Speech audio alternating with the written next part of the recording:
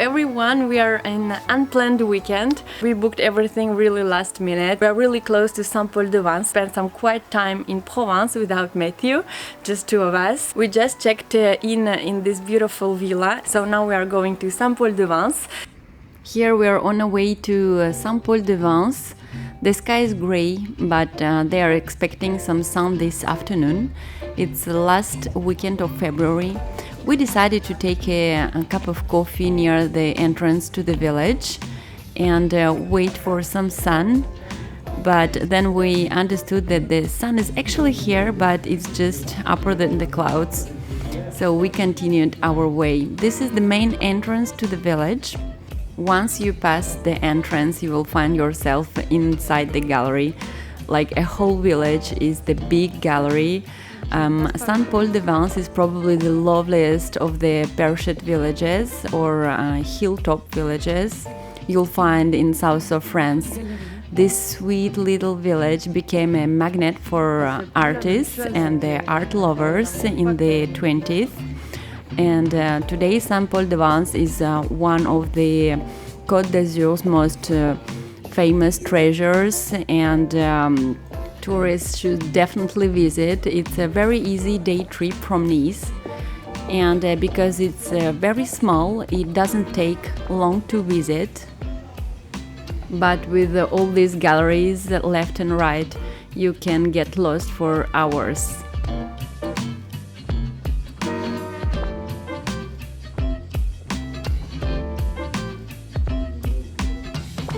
Il est beau celui-là.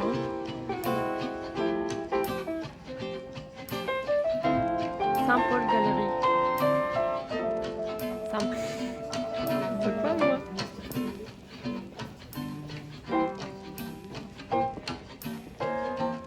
Oh, wow. On va où du coup?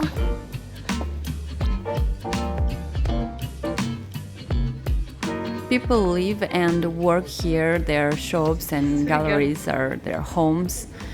And it's a normal village for them, but for the visitors it's like step back in a time. It's really like a fairy tale village. Ah, voilà le fontaine. Now we are near the fountain, and it's like an iconic spot of the village. You will find lots of pictures with this fountain. It was built in 1615 and designed in Provence style. Like all these villages, perished villages, in every villages like this you will find a fountain and also a lavoir.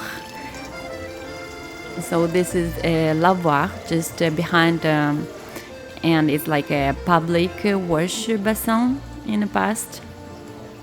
Just near this little square with the fountain you will find a nice restaurant, but it's closed now.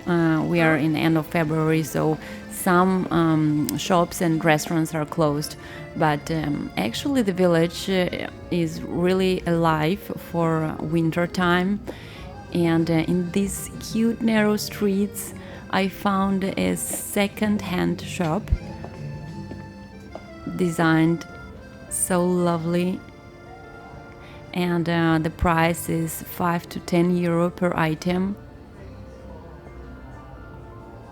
I love the second hands. Love looking, touching. Quite nice. We just step aside from this main street with all the shops, and we found ourselves alone, and it's so beautiful and calm straight away. It's another atmosphere. Well, apart of cute narrow streets and all galleries and shops, there much to see in this village. For example, chapelle, l'église, cimetière aussi, cimetière where you'll find the grave of painter Marc Chagall. We'll go visit it after. First, we will visit this beautiful église, which was built in 14th century and then updated in the 18th century.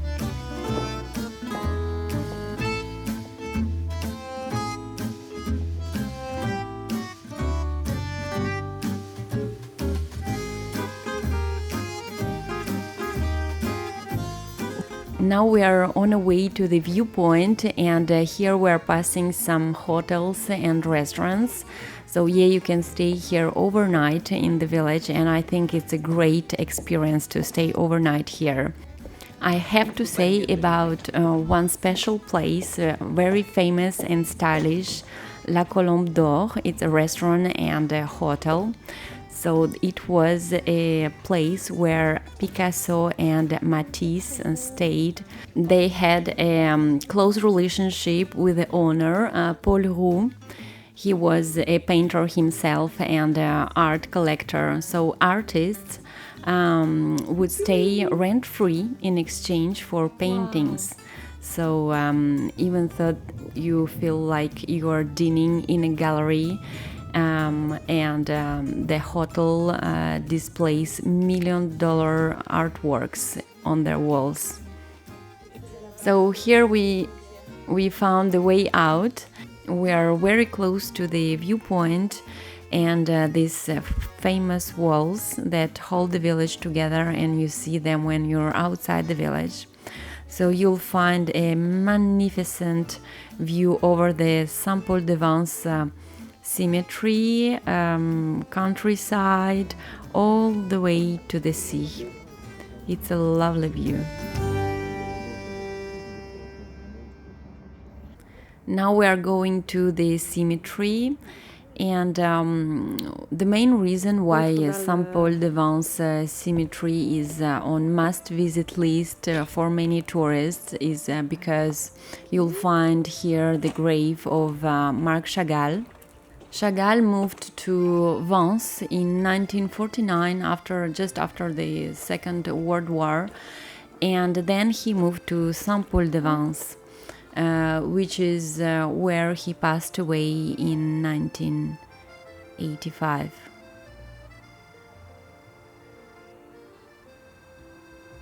If you enjoy Chagall's work, then you absolutely must visit the National Chagall Museum in Nice. Oh, regarde. C'est joli.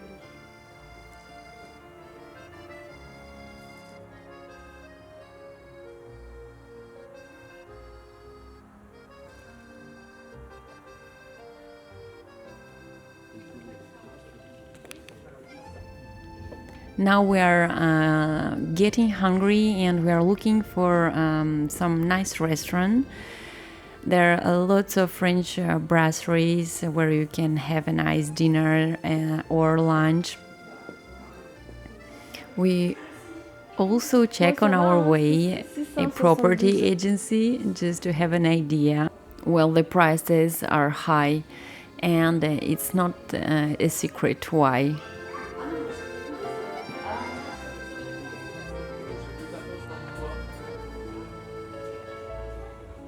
There are some beautiful terraces of the restaurant on the side of the village. We always prefer the view over the food, so it doesn't matter for us if the menu is good or bad, the food good or bad, but if the view is good, everything is good. So this view is beautiful.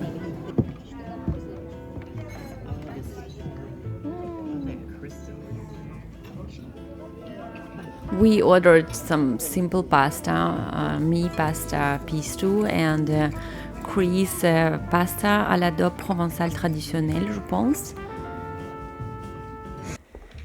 Now we are on a way out from the village, and of course we passed one more like a shop or gallery.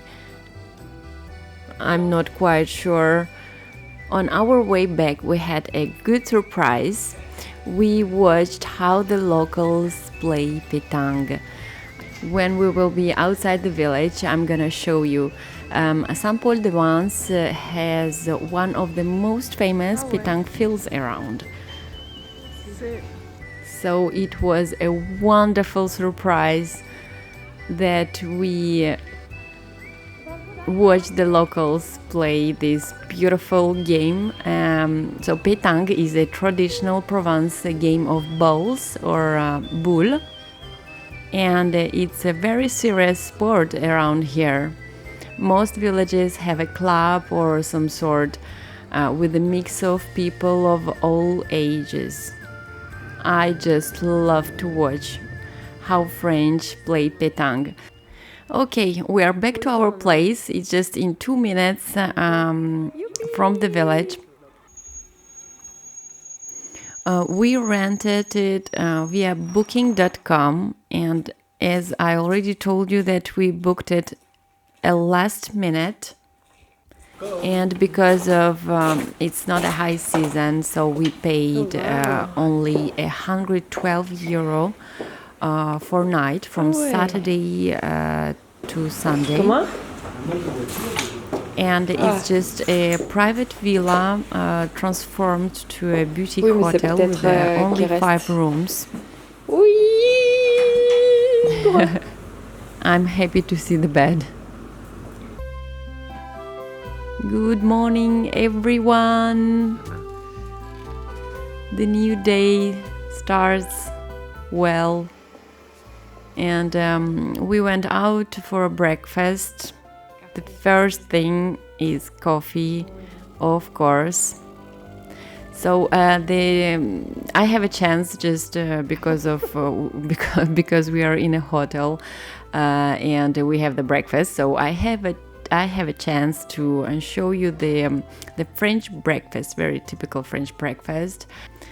So like we traveled not all over the France, but we visited many places, and the breakfast is almost always the same. So what you're gonna get? Coffee, some bread, baguette, croissant. Then you will have orange juice, some milk for coffee if you wish, and some butter, jam, fruits, cheese. Sometimes they are asking you if you want eggs, scrambled or boiled. And this is it.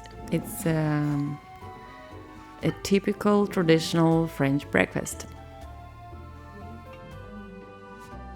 We checked the weather for today, and this afternoon it's gonna be raining, so we finish our breakfast and we go out to film with drone. We stopped on the hill opposite the village to take some nice footage.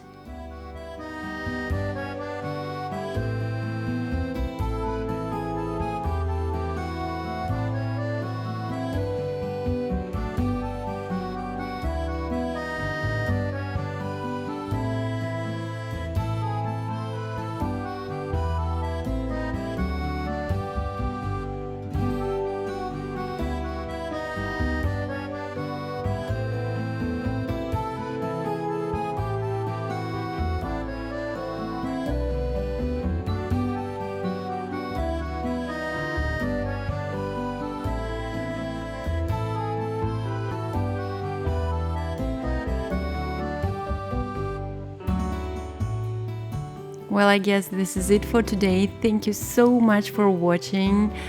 Take care of yourselves. I'm sending you lots of love, and I'll see you soon.